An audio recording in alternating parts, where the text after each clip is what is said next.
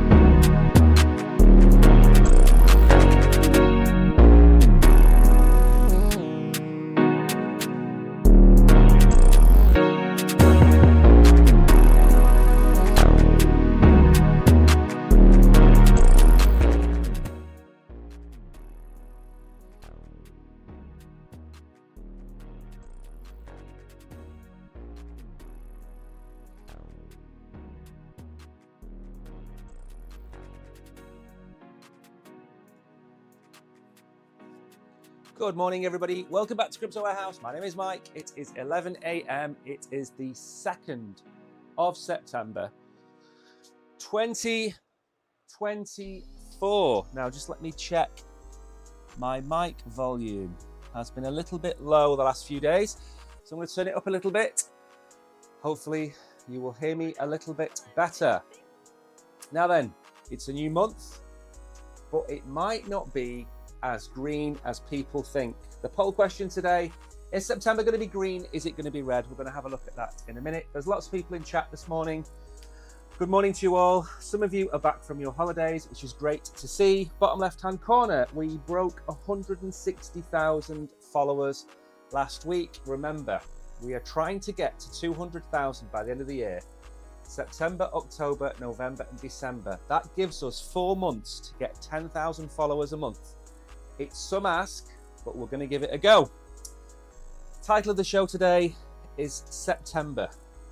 September.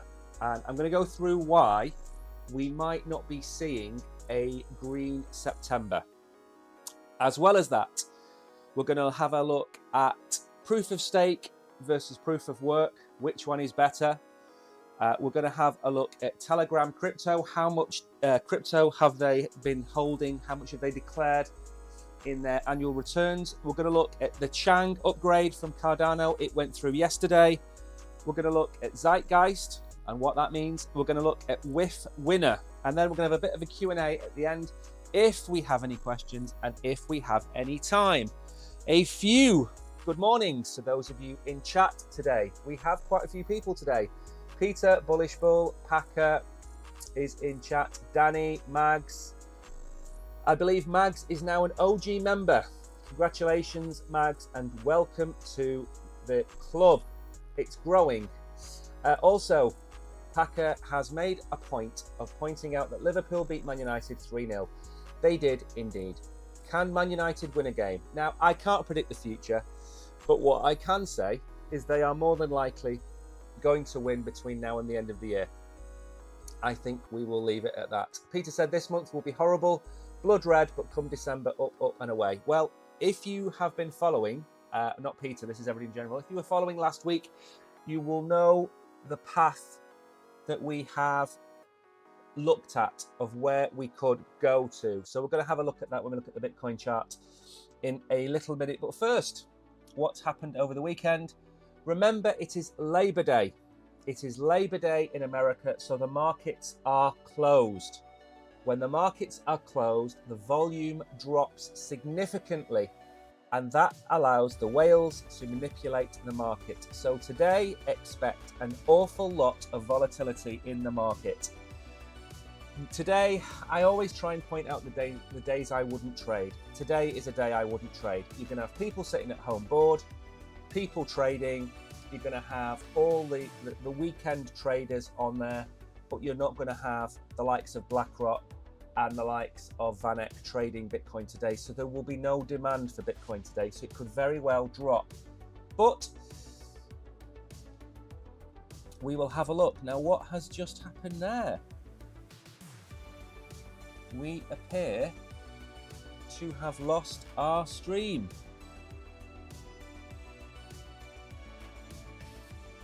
Just give me 1 second while I find out what has happened. There we go. Are we here? That was the strangest thing. We are still live. Okay. So it's Labor Day. Expect some correction to the downside. Yeah, Mags, it was really weird. My stream that I was watching, I have it on a TV. My stream just went off. However, we are here. Okay, so as I was saying, it's Labor Day. Expect volatility. Volume 55. I think last Monday it was 58.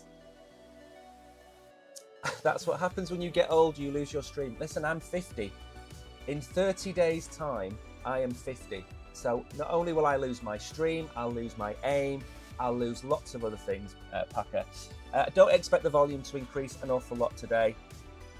It is a bank holiday, basically, in America. Market cap Now this is interesting. We've come down to just over, or say just above 2 trillion, 2.01 trillion. If I was a betting man, I would say that certainly we're going to fall below 2 trillion in market cap, and we're going to have a look at that a little bit later on. Bitcoin coming in at 58,000, probably going to lose that during the course of the stream. Ethereum is below 2,500. BNB is down. Solana's down at $130. Incredible. I don't even want to know what the gainers and losers are. Peter's saying November. I'm going to one-up you, Peter. I'm saying October. And we've had the chart on the show that I think you probably missed.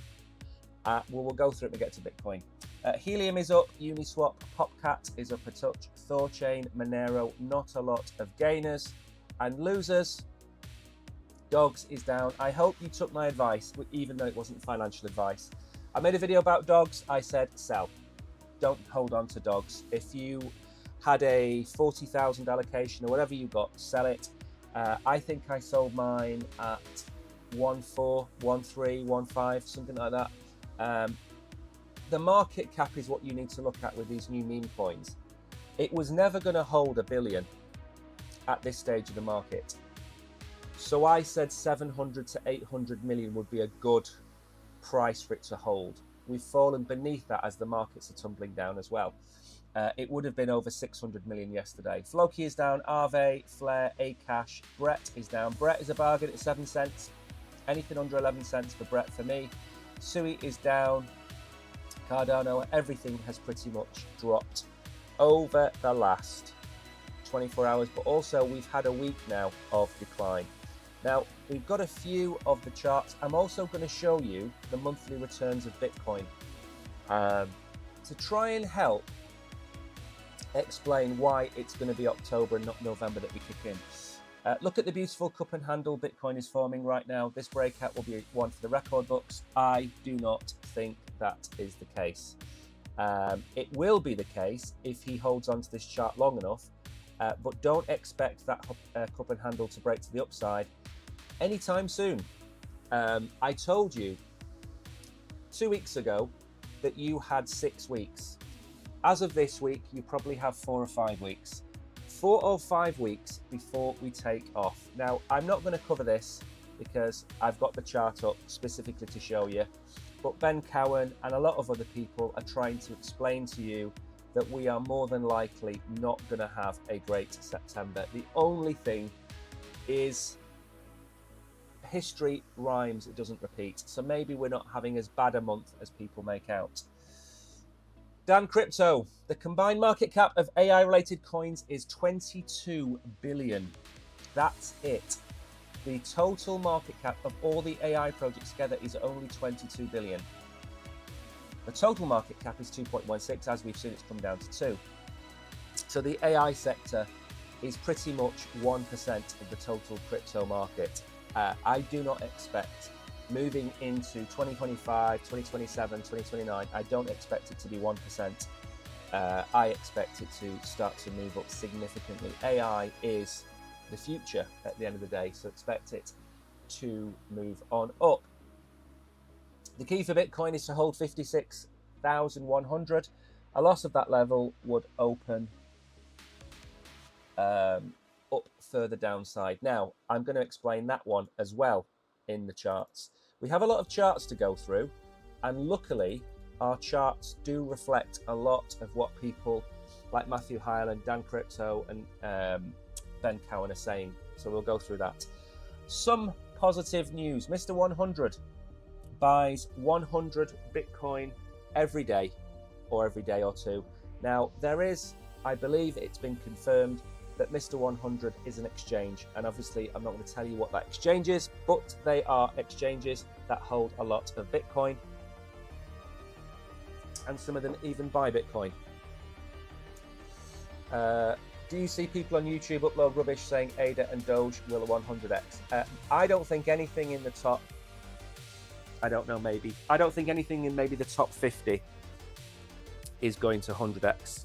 So if you see anything in the top 10 that says 100x, I would treat that with a pinch of salt. The most anything in the top 10 is likely to do, based on previous cycles is maybe a 10x. There might be the odd one that does a 15x, but on the whole, a 10x is the most you're going to get. If you're talking about Bitcoin and Ethereum, Bitcoin is likely to do no more than a 3 or 4x. Ethereum is likely to do maybe a 4 or 5x. And then maybe Solana will do maybe a 6x, 7x. Again, if you feed people these hopes and dreams, you're being disingenuous, and it's unfair on the people watching you, and it's unfair to kind of give them false hope. And I haven't managed to get it today, but I'm going to show you a tweet from Rich Dad Poor Dad, who said that Bitcoin would be, I don't know if he said 100 or 350,000 by the end of August. Well, we're at the 2nd of September and we're at 58,000. So how many people follow Rich Dad Poor Dad? 2 million, 3 million people follow him, and he's giving that advice to people. And then when people question him, he says, well, it's not a prediction, it's what I hope and what I pray for. Your words have power. What you say when you have 3 million followers can cause lots of things to happen. So just be careful with everybody you listen to online. The majority of people that you listen to online don't know what they're talking about. And I say that because when they tell you that XRP is going to hit $1,000 or Cardano is going to go to $25, it's never happened in the past at lower market caps. Why is it going to happen now? It's not.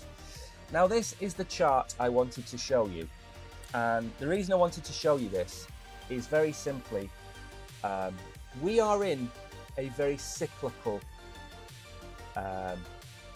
pattern with Bitcoin that follows pretty much the same patterns over a prolonged period of time. Now, you've got a quarterly breakdown by Bitcoin, a quarterly breakdown by Ethereum. They aren't too interesting. What is interesting is this. Of the last 7 years, 6 of them have been red for September, and 1 of them has been green, with an average drawdown of about, let's call it 4.5%. Now, we're already down 1.5% in September, so we've likely got 3% to go, 4% to go, something like that. Now, lots of people are calling for $46,000, $44,000, $47,000, $49,000 Bitcoin. But I also said that in the post-halving year, we find our bottom in August. What was that? That was 49,000. I'm going to show you this on the chart in a minute. However, September is never really a good month. But then look at October. Only 1 year out of the last 9 has been red. And if you look at the last 5 years, 10, 27, 40, 5.5, 28.5% in October. November and December, very mixed, more to the downside. So for me, as I've been saying all along, October really is the month that we kick in.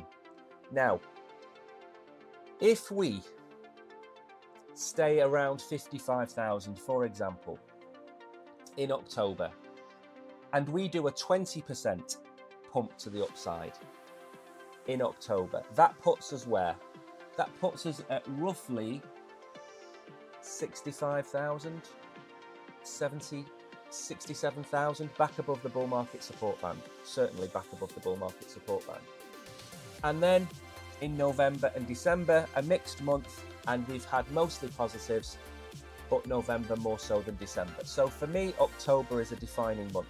We are more than likely going to have a green month in October. The halving years, well, we're in 2024. So if you look at 2020, it was garbage. If you look at 2016, we're up a touch. If you look at 2012, it's not on the chart. So there is an argument, yes, that the halving years are green. But no, it doesn't matter. What matters is October. In 2020, which was the halving year, we went up 27%. In 2016, we went up 14.5%. So the halving doesn't kick in until October, really. And when it kicks in, it really kicks in. So October's the month we're going to take off. We've been saying this kind of since beginning of August. We were going to have a dodgy August. We're going to have a dodgy September. October is where we're really going to take off. Go to TradingView just to show you what I mean. We'll go into the Bitcoin chart first. And again, I'm going to do a bit of a recap because certain people haven't been in here for a while. They've been back off holidays. So I've tried to, believe it or not, I've tried to actually clean this chart up. Now, before I said that in the halving year, let's go to daily. There we go. In the halving years, we find our bottom in August, which is there. Okay, that was $49,000. So most halving years, which currently we're in now, we've got 2020, 2016 and 2012. In most halving years, August gives us our bottom. That is 49,000. Now, between now and this line here, which is when I think we're going to take off. And again, just to recap for everybody that's been away, we have been in this range from, let's call it the 1st of March. It is now the 1st of September, 2nd of September. March, April, May, June, July, August, September. 7 months we've been here. Okay, 7 months. Now, we did this, okay, before moving on. And that looks an awful lot like that. So where would that take us? That would give us a lower low at 54,000. So we could come down to there. And if we do replicate what happened there, that would bring us back up to 62,000, which a lot of people are calling for. So if we replicate what's happened here, where we failed to break above this level, very similar to here, we came crashing down, we then bounced back, and then we went to the upside. Now, if we carry that line on just a tad, let's see if we get to October with a similar pattern. So we come up, we come down, we wobble, we come up, and we break up. And then we do that. If we copy that and drag that across to there, which is there, okay? Look at that, absolutely perfectly on the line, $70,000 in October, if we follow that. Now, I'm not saying that's going to happen, it's the breakout month. October is the breakout month for me. And how do we know if we've broken out? We need to break above this trend line, which is at $67,000. So if we want to really start, we have to break $67,000. Because if we don't, we have lower highs, lower highs, lower highs, lower lows, lower lows, lower lows. That is not good. We have to break that trend. At some point, it has to break. Now, what I will show you is I'll show you a tweet from Matthew Hyland, which I had on the stream a few months ago. Or maybe even a few weeks ago. And again, the Oracle is not too happy with a lot of Matthew Hyland's charts, which is fair enough. There is a chart that he has published, which is a nice one that shows us everything side by side, which I had on the show. I would have hoped he would have pinned it so everybody could see, which he hasn't done. Never mind. Okay. So in his tweet today, he said we need to hold 51,000. Why is that? Because the bottom of this range, he said, I think he said, did he say hold 56.1? Something like that? There's 56.1. It's the bottom of our range.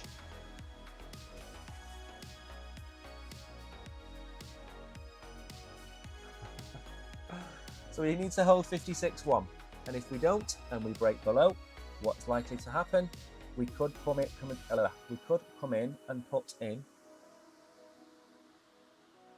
a lower low. Just give me 1 second. I'm just being summoned. 1 minute. What? Hey, don't listen with the door open. You have the dogs barking.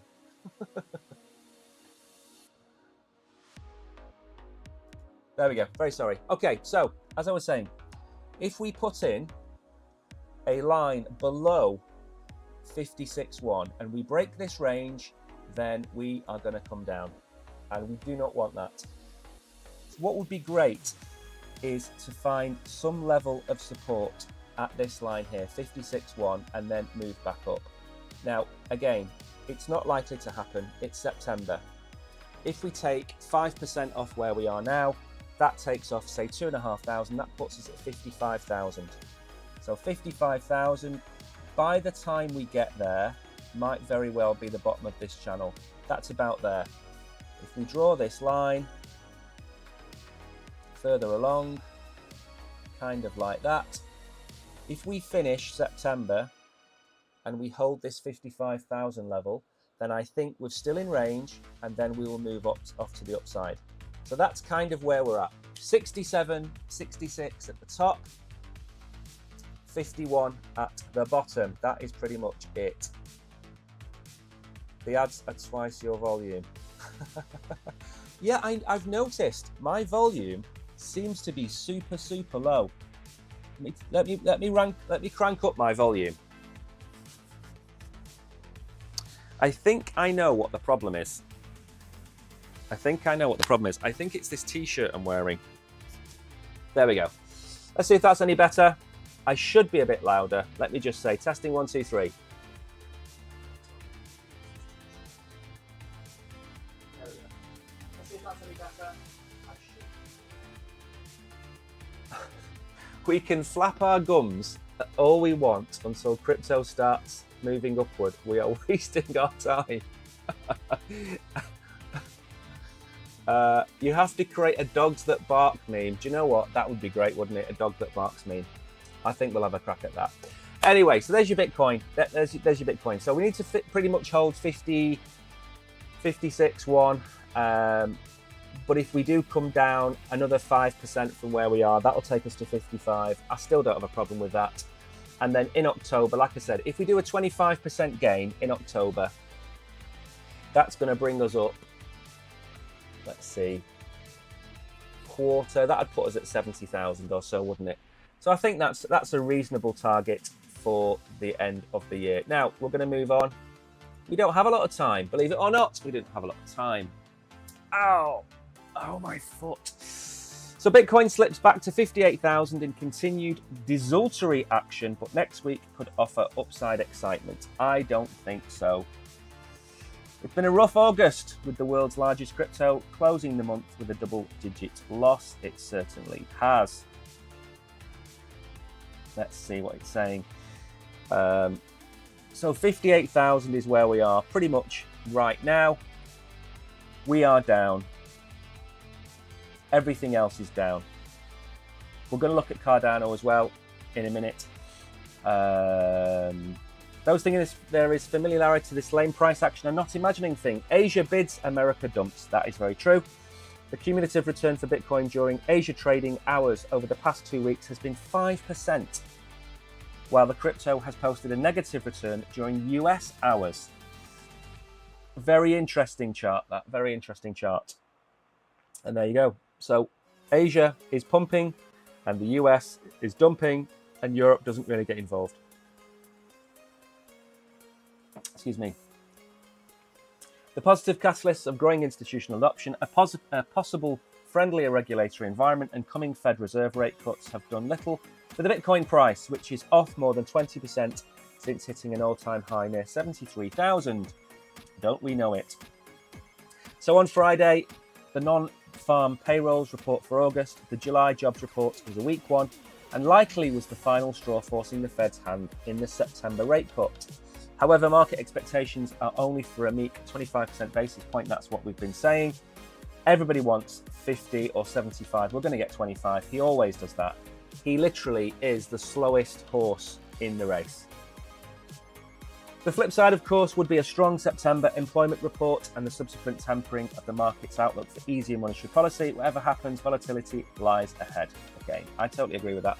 Now, the one thing we are going to look at very quickly is Bitcoin dominance, which I haven't done for a few days. So we're going to go and have a look at Bitcoin dominance. And remember, when you want to see where we're going to go, Bitcoin dominance is a good indicator, because as you can see from ever and a day, We are moving up. We are currently at 57.5%.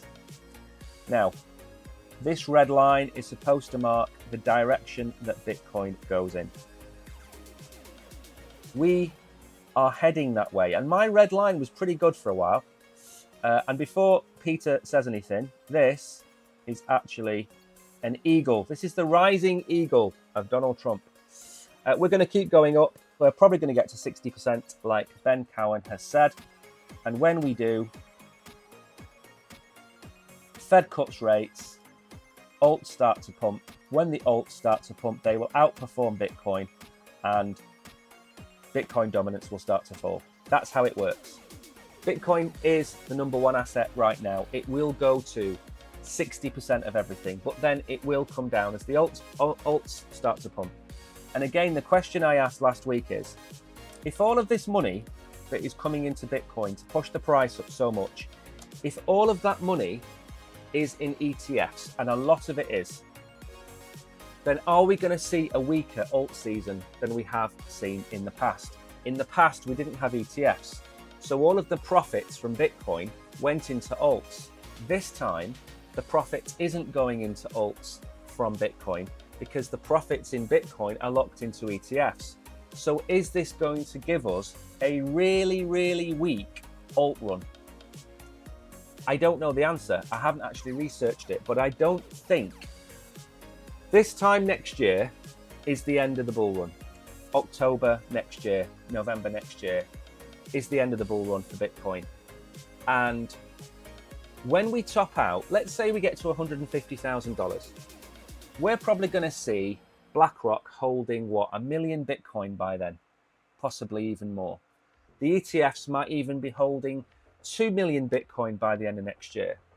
Well, if they're holding 2 million and they don't sell, where are the profits coming from? Because every time you sell Bitcoin and the ETF buys it, that's Bitcoin leaving the ecosystem because it goes to a certain blue logoed company in America and it gets locked in a vault for safekeeping. So then you can't sell it for $150,000 or $200,000 to then go and buy Chainlink or Solana or Ethereum. So where is this money coming from to pump all of the alts? Is it going to cause a problem, or is it just me overthinking a really simple situation? I do not know. Right then, ETFs have screwed us. That is a single booby pattern. That is what I might start calling it from now on, Packer. That is it's a really good name for it. The single booby pattern. Do you know what? I think you'd rather look at the booby than look at my charts, but let's be honest, I don't mind. Now then, again, a little bit of education for people who are new here. It's nearly past. We've not made a lot of progress through the charts, but I think it's important for a catch-up because Peter's been in hospital. I'm glad he's better. I hope you are better. Bullish Bull is in chat. He's been on holiday, the lucky so-and-so. There's loads of people still on holiday to come back, and that's good. And why is that good? Because our viewing figures on certain platforms have nosedived. We are down about 95% on our views since May. And what happened in April and May? We were at 74,000. And all that's happened is our channel has bled and bled and bled until today. And it's absolutely ridiculous. However, moving on. So proof of stake versus proof of work, which is better? I'm not going to spend too long on this, but this is just a catch up. The majority of people watching will know the biggest proof of work blockchain in the world is Bitcoin. The biggest proof of stake is Ethereum. The majority of blockchains are proof of stake. And there are only really Litecoin, Bitcoin, Dogecoin, Casper, a few other coins, which are sizable proof of work chains. Which is better? I suppose the question should be elongated a little bit. Which is better to be censorship resistant? Which is better for the environment? Which is better for long-term development? All of those questions are probably better than just saying which one is better. Because if you ask me, clearly the best one is Bitcoin because it's the largest market cap, it's uncensorable, it's uncontrollable, it's apolitical. So clearly that one's the best. But let's go through it very quickly. So proof of work is a consensus mechanism used where miners They validate blocks, they secure blocks to the network, and they get rewarded with Bitcoin. That is what they get. And when they solve these problems, they are sent Bitcoin to their wallet address. That's how it works. And it's the same on Litecoin. Fun fact of the day for you, I actually managed to mine a Litecoin block once, an entire Litecoin block. I think I got 25 Litecoin for it. And I had one miner, it was a 540, and I mined an entire block of Litecoin. That's my claim to fame on the Litecoin network. So they solve these problems, and depending on the number of computers involved, the number of miners that are live, the difficulty of solving those blocks goes up and down. Very simple. Proof of work is secure. It's been working since 2009. It's never been hacked. Bitcoin is the gold standard. It's decentralized as well. It's the most decentralized network in the world, and it is resistant to attacks. I wouldn't actually talk about attacks. I would say it's resistant to more political attacks than maybe Ethereum is, or Solana. Now, proof of work disadvantages, I imagine they're going to talk about energy use, because that's probably the biggest disadvantage. High energy use, scalability limitations. Again, your network tends to be a little bit slower if you are using proof of work. But again, you can put layer 2s on top. Ethereum is proof of stake, and that's as slow as anything. So I don't take that as a disadvantage. And it's been criticized for its tendency towards centralization in practice.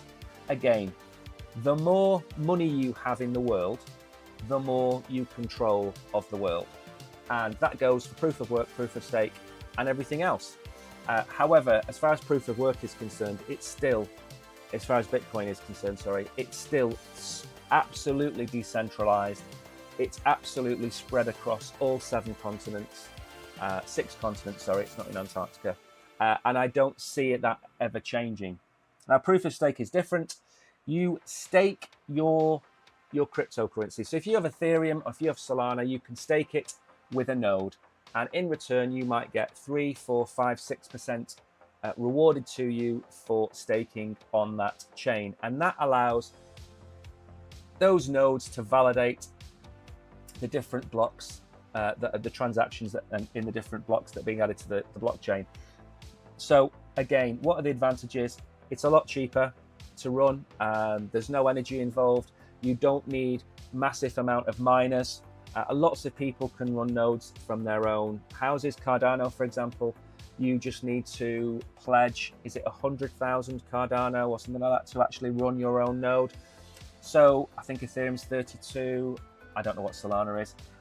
So people claim the benefits of proof of stake are the fact it's cheaper to run, it's better for the environment, it's scalable, reduced barrier to entry, and of course, validators who try and cheat can be banned. You can ban validators, and that means that there are no transactions going through and being validated by that node and validator, which means that they do not receive the rewards, and therefore you will move your Cardano, your Ethereum, your Solana elsewhere.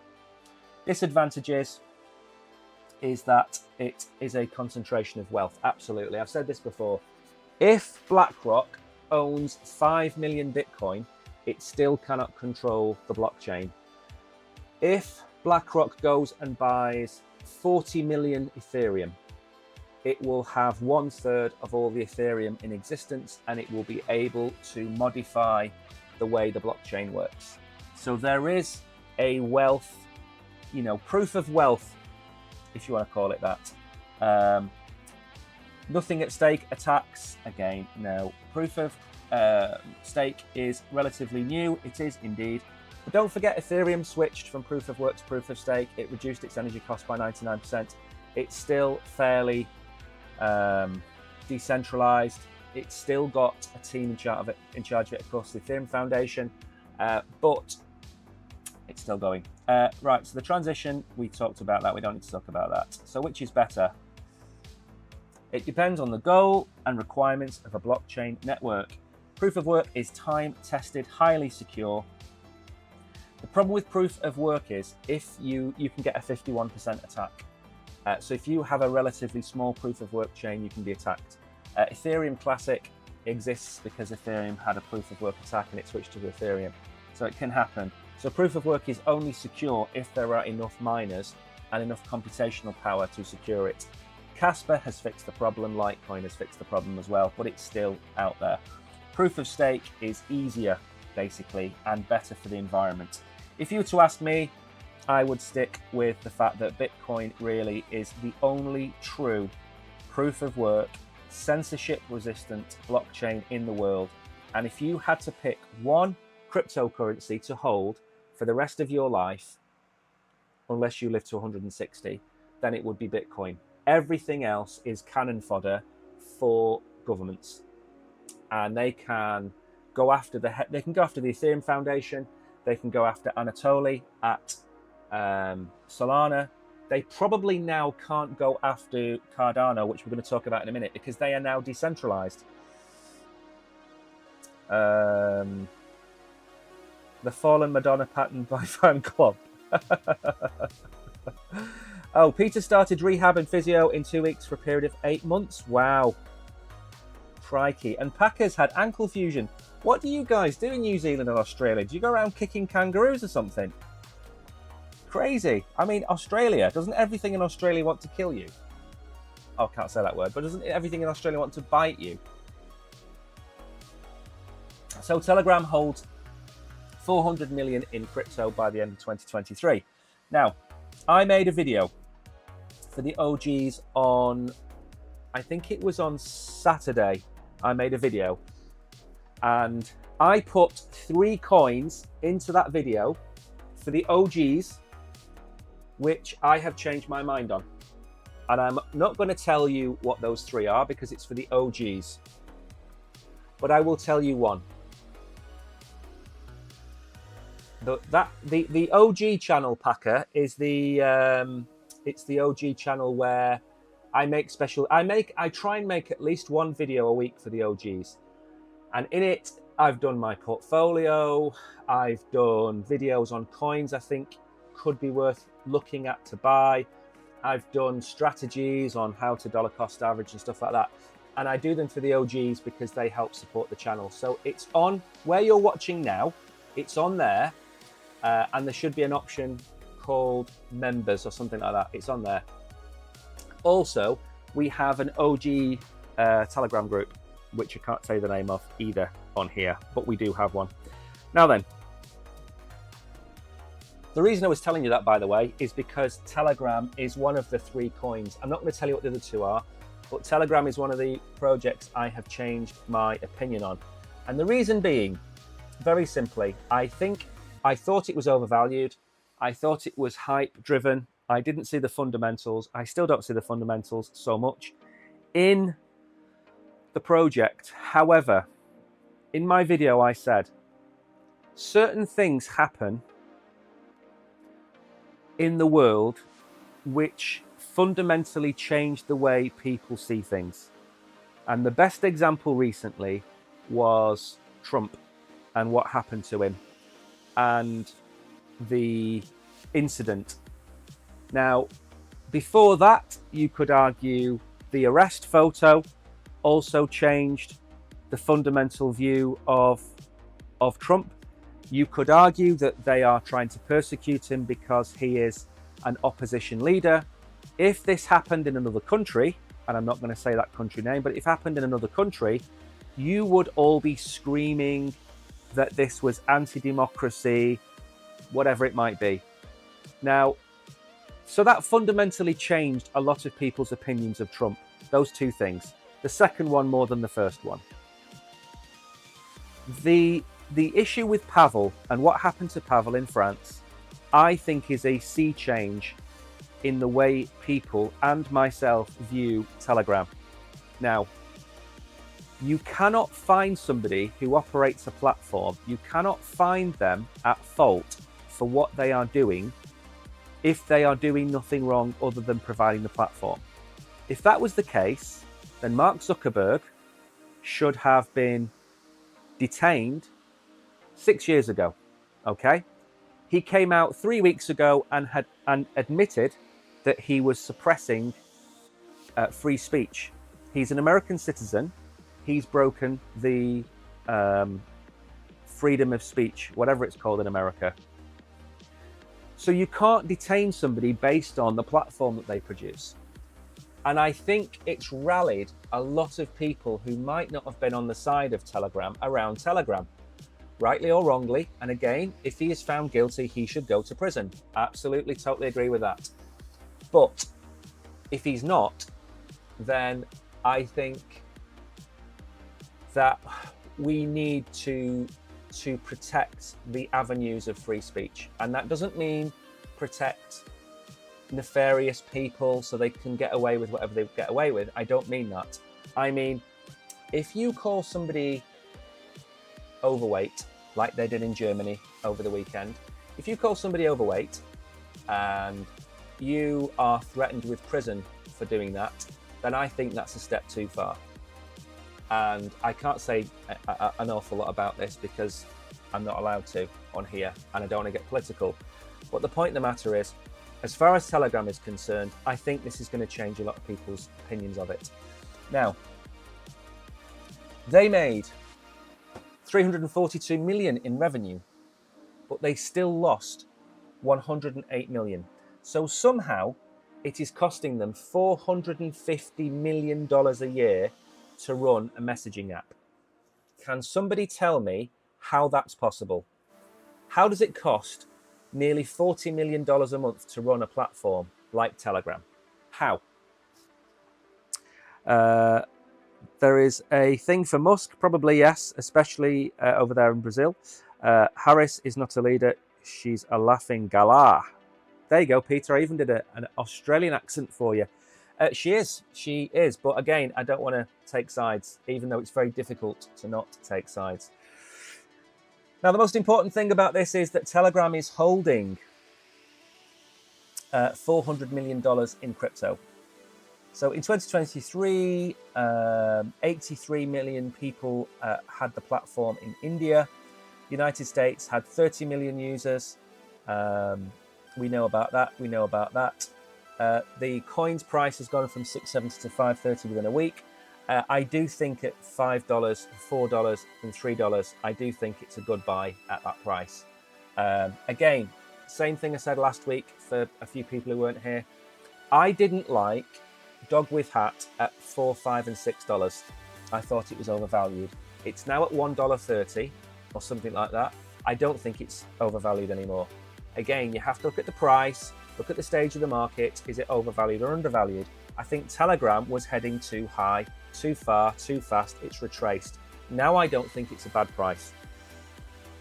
So, again, we don't need to have videos like that on here. I think we should move on. So basically, at the end of the day, I think Telegram is going to have a good run in this bull run.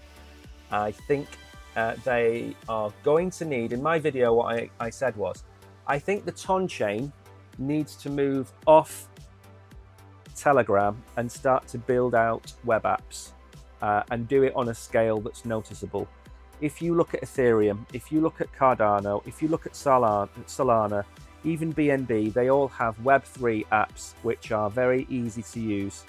I think Ton needs to do that. It needs to come over to the web and be visible on the web and not do everything through the app. I just don't think it's going to work.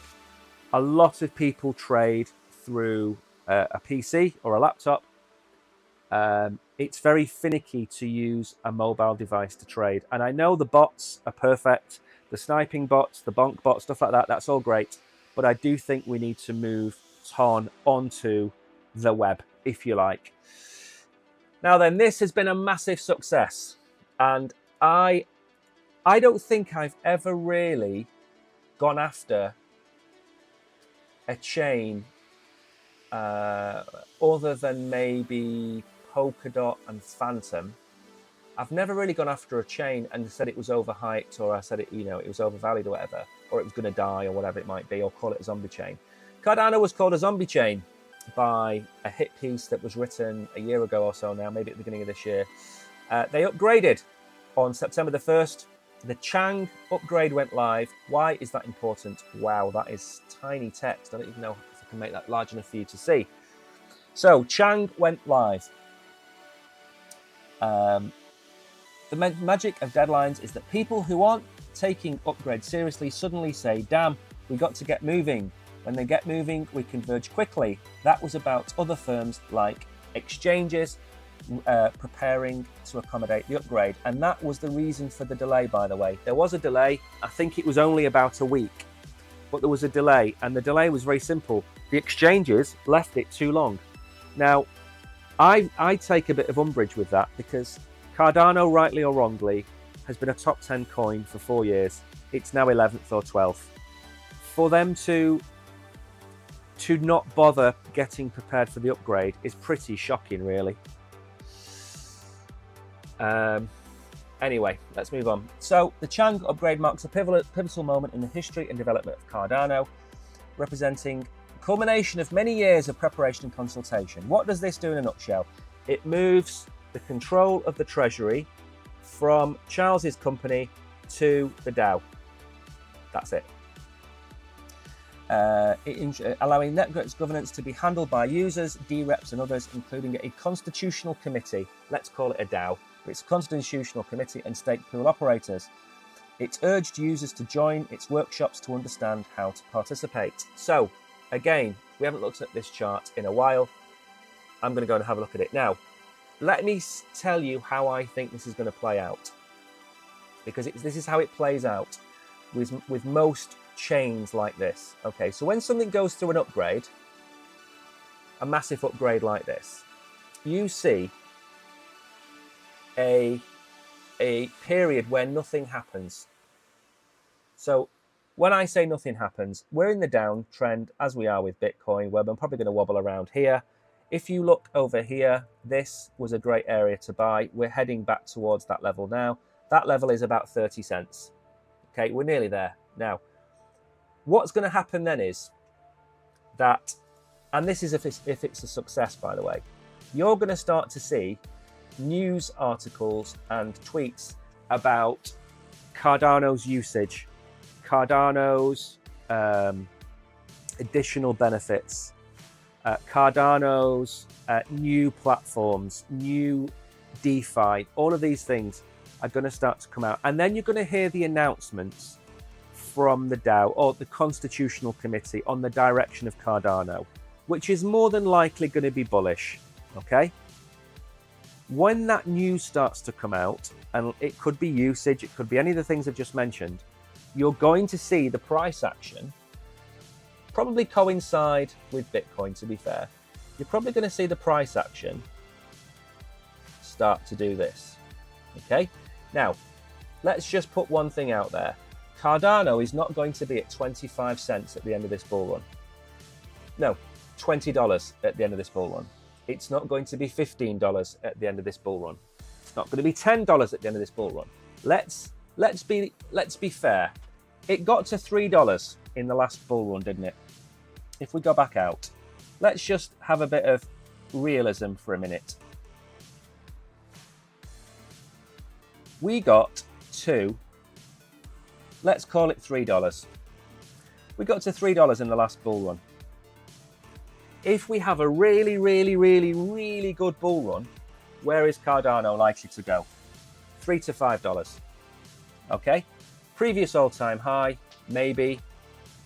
Plus a little bit, maybe. If we get Trump in power, if we get Hester Peirce in charge of the SEC, if we get the Solana ETF, if we get more ETFs being talked about this time next year, then it could go to $4 or $5. Is Cardano a coin that could become an ETF, given that it's now relinquished power to a centralized source? Absolutely. So if you were to ask me for 5 coins that would be the next ETF, Solana is clearly going to be number 1. Okay. Then what do we have? XRP, very centralized. It's not really a decentralized blockchain, so maybe not. So Solana, what else? AVAX maybe, Toncoin maybe. Don't know about that one because of all the heat that we've got at the minute. So you go down the list and you're going to find there aren't that many coins in the top 20 that tick enough boxes to become an ETF. Maybe Chainlink. Cardano is perfectly capable of becoming an ETF. So are the likes of Litecoin, by the way, which is also proof of work. So could you see a Cardano and a Litecoin ETF in the near future, near being the next 2 to 3 years? Yes. So if there is gossip about that this time next year, that could push Cardano from $3 or $2.50 to $4 or $5. Absolutely. Maybe not $5, maybe $4. So yes, we do have a chance. But even if it goes to $3.30, it's a 10x. Okay, so we've got these white lines are all the barriers. We've got 80 cents, we've got $1.30. If we go all the way up here, the all-time high is going to be an absolute nightmare to crack at $3. If we get to $3, I would be very, very happy, because I think I bought Cardano about 25 cents. Okay, a 10x on a top 15 coin. More than happy with that. 33 cents right now. What if we go to $1.50 and we don't go to $3? Then you're still going to do a 5x on a coin that's nearly in the top 10. My 25 cents would be a 6x. Is that a good return for 2 years? Yes, absolutely. 2.5 years, actually. 500% return in 2.5 years for a top 15 coin, and people fade Cardano. Now, this could go live and the entire chain could just give up and not bother. That's always the risk. That's why you've got optimism attached with a lot of investments. You've got speculation. You know, always buy into coins with a fraction of your portfolio, where you're not going to get caught out. I went to DCA Sumeda today, but so much FUD has me second guessing myself. Cardano is like socialism, good in theory. Yeah, you could say that. You could say that. However, Bitcoin isn't really socialism, is it? Bitcoin is peak capitalism at the end of the day. But it's decentralized capitalism, and it's decentralized where everybody can have a piece of it. But it is still a inflation resistant, supposed to be a flight to safety asset. But still, at the end of the day, if you buy Cardano at 25, let's say we have the retracement we're talking about, okay, then we could come very well. Let's take some of these lines off that we don't need right now. What's the worst case scenario for me on Cardano to buy? 22 cents. 50% down from where we are now. Okay, so let's zoom in a bit. Could we go to 22 cents in September? If Bitcoin capitulates to 50,000, that's a 15% drop. Could Cardano drop 45, 50%? Yes, absolutely. So where would that take us? That would take us to this line here at 22 cents. So it could do that. Of course it can. But anything in this red area here, this is the zone you want to buy your coins. Okay? Now, it's as big a risk as Solana, as XRP, as anything. BNB isn't a risk. I don't even know what BNB is. BNB just sits in the corner, just drinking its coffee, minding its own business. Nobody ever talks to it. It never talks to anybody else. And it just slowly but surely grows in size as time goes by. But it doesn't talk to anybody. I don't know what it is. It's just nobody even knows its name. It's just BNB. Okay? So I think Cardano has a good bull run inside it, but I am never going to sit here and tell you it's going to go to $10 because that is absolute madness. That's a 30x from here. And remember, we're running out of time. We're running out of time. We've got a year left. Last October was when we really started the bull run. We are now 12 months later. We're at 58,000. We were at 15. We've come a long way. We've done a 4x.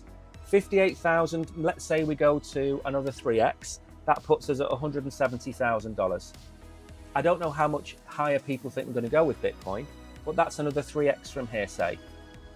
Ethereum does another 4x up from here. It hits 5 figures. That's more than likely. Then everything else, 5 or 6x. Maybe Cardano does a 10x, 6x, 7x, something like that. So we're running out of time, but you're not running out of time to buy your alts and buy your Bitcoin because we're still not in the parabolic phase. That comes potentially in October. Ethereum gaming network Geist is members only to prevent industrial farming. Believe it or not, I wholeheartedly agree with this.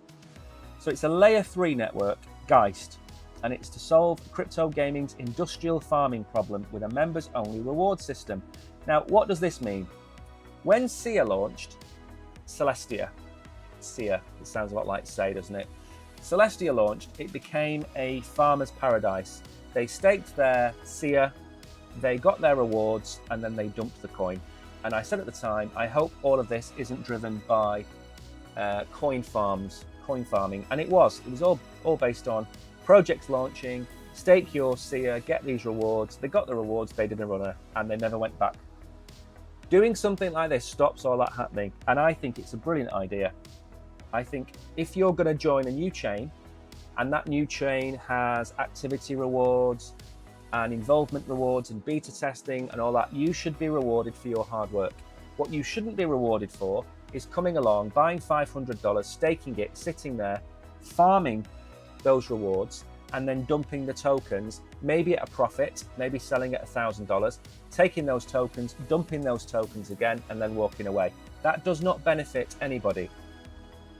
Now, Pixelcraft, the company behind the game Arvagotchi, is creating a members-only Ethereum Layer 3 gaming network called Geist, built with the scaling tech of Arbitrum and Base. Very interesting. Now, Base, as far as I'm aware, is based on the code of optimism. So they're actually building it on two of the biggest Layer 2s. The move comes as the company fears that industrial farming is an issue. A lot of crypto games are farms. And there's nothing wrong with a farmer, but the problem is that they're industrial farmers. They are not your mum and pop farms. These are industrial compound combine farms that are there for one person to extract as much value as possible. Wholeheartedly agree. Tap to earn games like Hamster Combat have taken over the crypto gaming space on Messenger Telegram. Many of these games appear to embrace farmers, incentivizing players to engage from multiple angles, including YouTube videos to finding secret codes.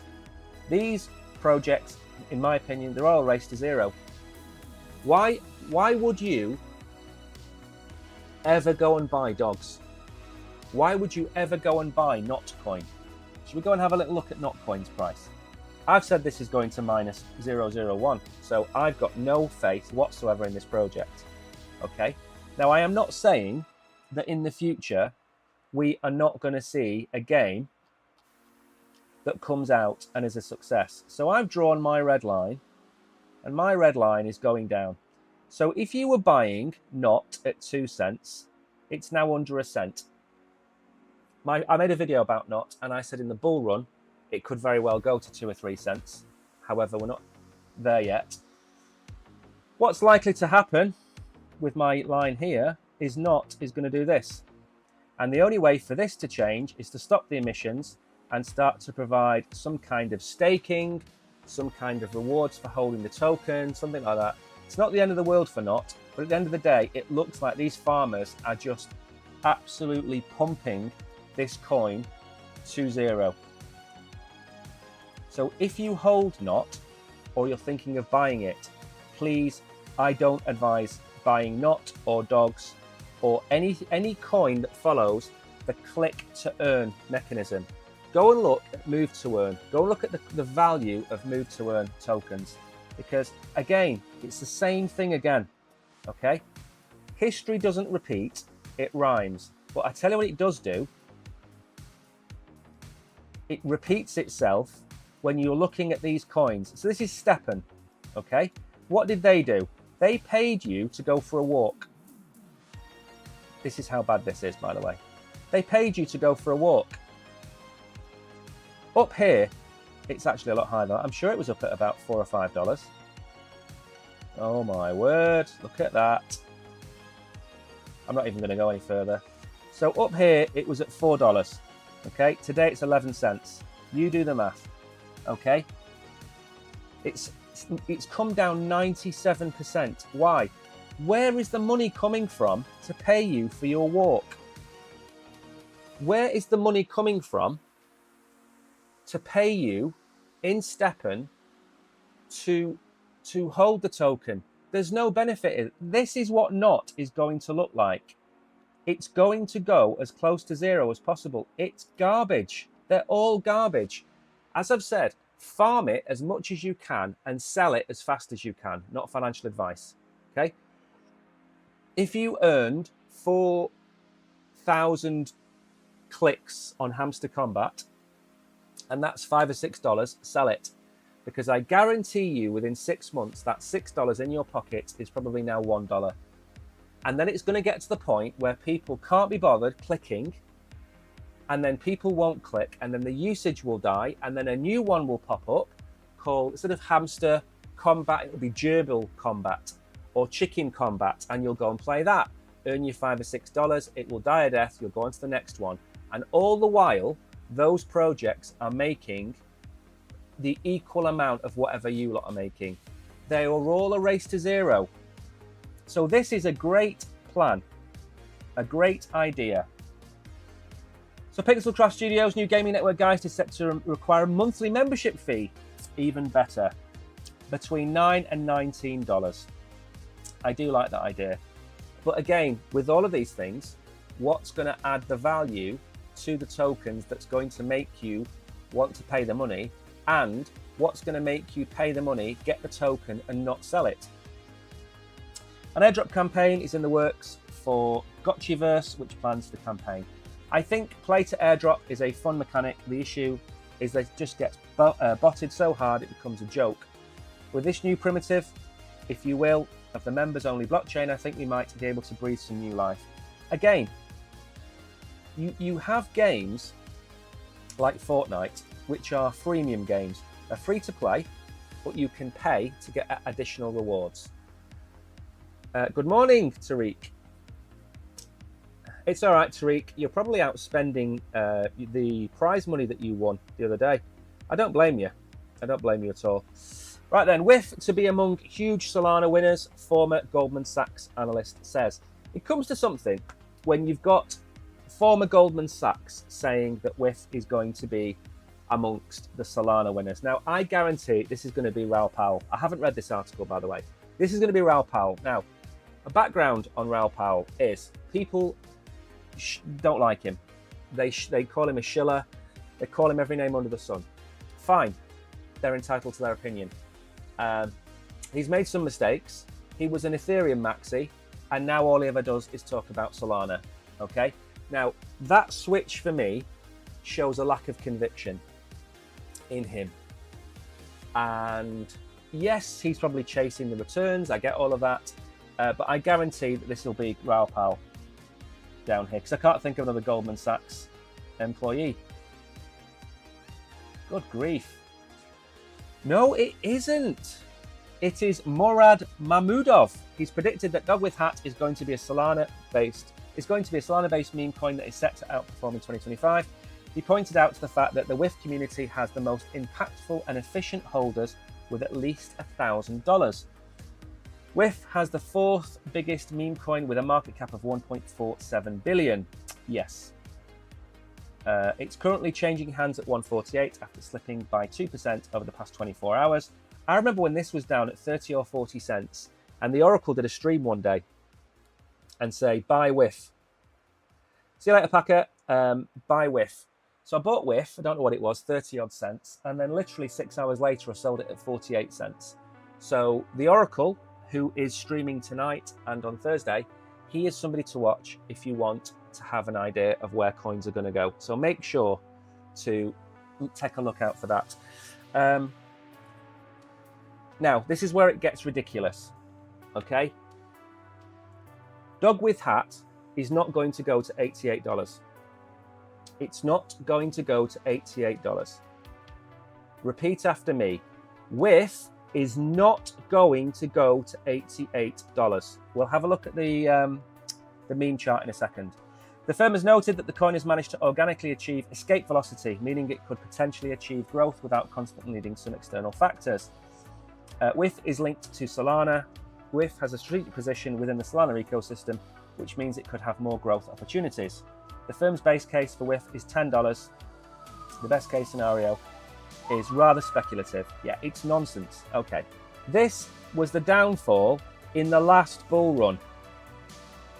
It's never going to $88 because that gives it a $100 billion market cap. It's not going to happen. It will do $6.25, $10, perfectly achievable. This is nonsense. If you read this and you buy Dog with Hat and you think you can set it to a sell price of $85, you're probably going to be holding it for the next 12 years. And that's if you ever see your money, okay? If you can buy it at 125 and you can flip it at 750, for example, then you've 6x'd it. What more do you want? Okay? People who get greedy go broke. You take your profits when and where you can. The only exception to all of these rules is Bitcoin. Bitcoin, you could just hold it and keep stacking it for the next 10 years and it will make you probably make you quite rich.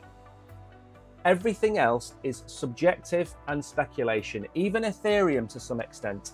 Ethereum needs to keep moving up, in my opinion. Get a bigger market cap, get more penetration of the funds, more penetration of the ETFs, get a bigger market cap in that.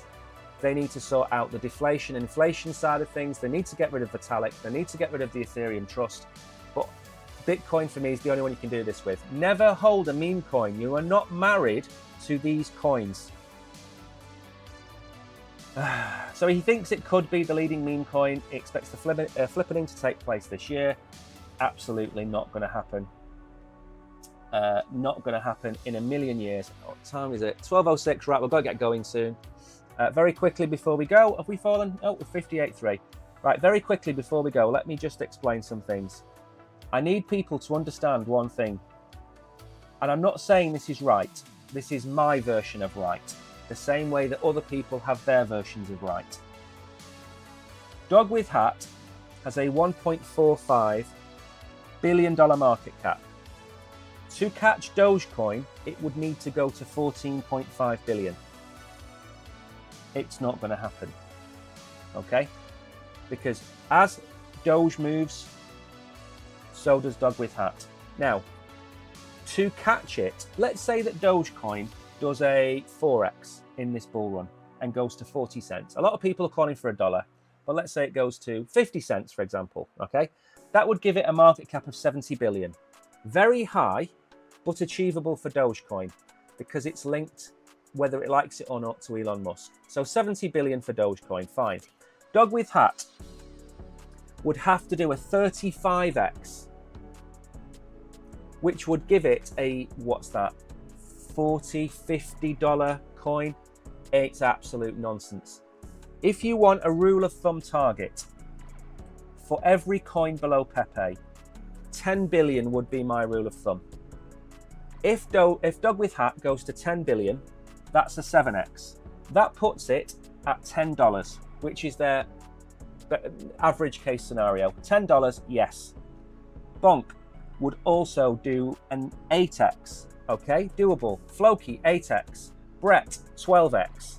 Dogs, which I don't think is going to be this high any longer, would do a 20x. Not achievable. Popcat, could that do a 20x? Yes. Bohm and Cat with Dog, could they both do 25x's? Absolutely. But 10 billion for me is the top out. That's the tap out. Okay. You just think of the amount of money that has to go into these coins to do that. Now, I've also said in the past that there's a chance that one or two coins are going to break the mold. And at the end of this bull run, we could come out of it with Doge, Shiba, and maybe two more $5 billion plus meme coins. Now, the obvious one is Pepe, because it's almost there. But then you have a pick of maybe Dog with Hat or Bonk or Floki or Brett. Dog with Hat is more than capable of sustaining a $5 billion market cap, as is the likes of something like Bonk, Floki and Brett. They all are.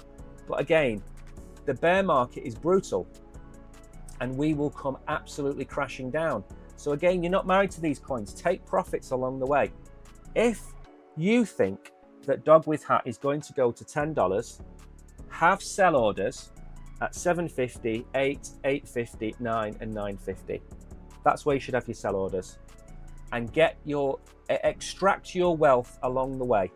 If you set your sell order at 100% at $10 and we go to $9.90, there's a good chance you're going to have to wait 4 years to sell it again.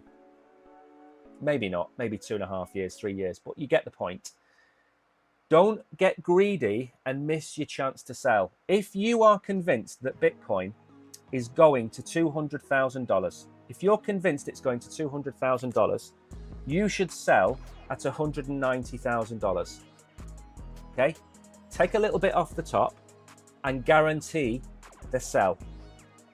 Because I guarantee you now, there are people with sell orders in the previous bull run that had a sell order at $70, $80, $90, and $100,000, and they've sat for 3 years, to get their money out when we hit 74,000, and they would have got whatever they sold at 70. Okay, so get your profit and run. Anyway, that is enough of me talking. Never get married to a meme. That is very true, Kashan. Right, I'm finished. Thank you all. The results of the poll: will we go up? Will we be green or red in September? 53% up, 47% down. That is really close. Fantastic. Right, I am off. I am probably not going to make a video today. It is still very, very hot, still over 30 degrees today. I'm probably going to start making videos as soon as it cools down. So thank you all. Remember, the Oracle is streaming tonight. In 9 hours' time, the Oracle is streaming. If you've got coins that you want prices on, go and drop them into Telegram or come and see them at 9 o'clock. But until tomorrow, take care. Have a safe evening.